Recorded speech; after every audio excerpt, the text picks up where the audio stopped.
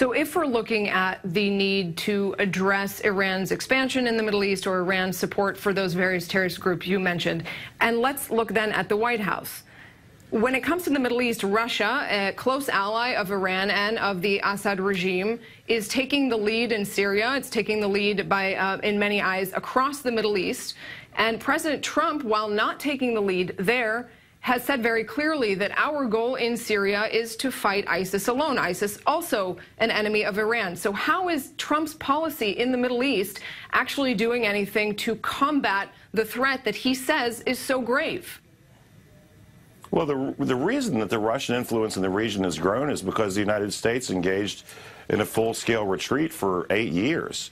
Ultimately, we began apologizing for American misdeeds, which have in fact occurred and are real, and created a vacuum. And obviously, power abhors a vacuum. The Russians stepped in.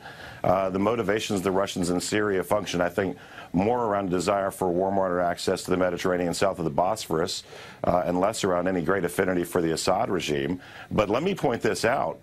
We had an expert who perhaps would have been the national security advisor had Mrs. Clinton been elected testify before the House Foreign Affairs Committee the other day that all the Iranian fissile material was removed and sent to, of all places, Russia, which strikes me as a great irony when no one trusts the Russians with anything except for apparently weapons-grade uranium. So I think you need to give Mr. Trump a little bit of time to implement a foreign policy that differentiates itself from that of his predecessor, and understand that things like ambassadorships sit vacant in this country because we can't get approval in the Senate because of folks who are more determined to make sure that this president fails than they are to do their jobs to serve the American people and our allies.